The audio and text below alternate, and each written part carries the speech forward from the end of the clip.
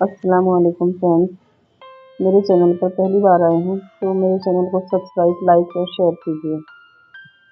भंवरपुर के राजा अक्सर अपने महल के बाहर दरबार लगाया करते थे, जहां वे अपनी प्रजा को बातों को गंभीरता से सुनते और उनकी समस्याओं को सुलझाने का प्रयास किया करते थे। एक दिन उस राज्य में एक व्यक्ति अपने हाथों में एक हीरा और एक कांच का टुकड़ा लेकर पहुंचा। देखने में कांच का टुकड़ा हीरे के समान ही प्रतीत हो रहा था। ये कहना गलत नहीं होगा कि कोई भी व्यक्ति दोनों को देखकर धोखा खा जाए और दोनों में अंतर ही ना कर पाए। वह व्यक्ति राज दरबार में पहुंचा और उसने भरी सभा में राजा को चुनौती देते हुए कहा कि राजन, मेरे इस हाथ में एक बहुमूल्य हीरा है और एक में कांच का टुकड़ा। मैं इन दोनों को इस मेज पर रख रहा हूँ। आपके इस राज्य में उपस्थित व्यक्ति इन दोनों की पहचान कर दे।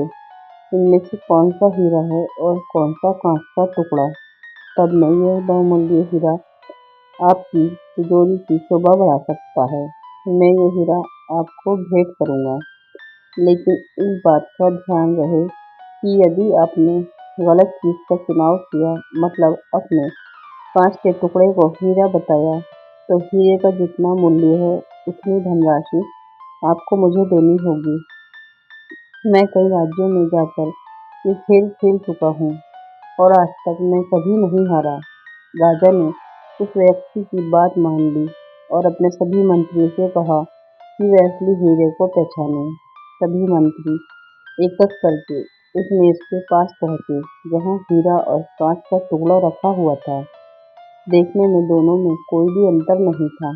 कोई भी मंत्री असली हीरे की पहचान नहीं कर पाया और उन सब के मन में यही डर था कि यदि वह कांच के टुकड़े को असली हीरा बता दे, तब राजा को उस हीरे के मूल्य की राशि भुगतान करनी होगी।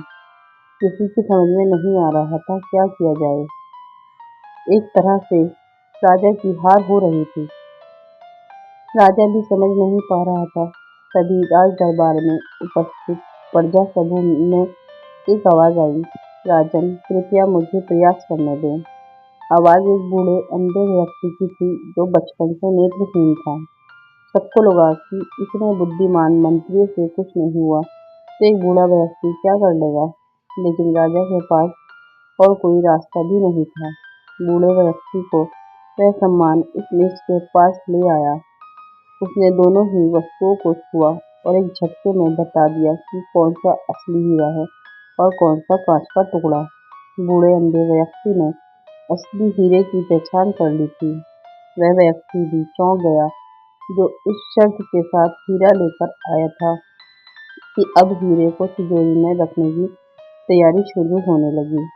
बूढ़े बाबा की जय जयकार होने लगी। इस बीच राजा उस बूढ़े व्यक्ति के पास पहुंचे और उनसे पूछा कि आपने एक झटके में ही असली हीरे की पहचान कैसे कर ली। बूढ़े बाबा बोले, राजन, मैं बचपन से अंधा हूँ। मुझे किसी की चमक तो पता नहीं, लेकिन जब मैंने दोनों को छुआ तो इतनी धूप में भी हीरा बहुत ठंडा था और कांच का वह टुकड़ा धूप से तप रहा था और बहुत गर्म था। आपके मंत्रियों ने बस दोनों की चमक देखी, लेकिन उन्होंने असली हीरे का गुण नहीं देखा। असली हीरा हर इस परिस्थिति में ठंडा होता है और राजा को अपना उत्तर मिल चुका था। दोस्तों, आपको मेरी कहानी पसंद आई है तो मेरे चैनल को सब्सक्राइब करें। शुक्रिया। अल्लाह हाफिज़।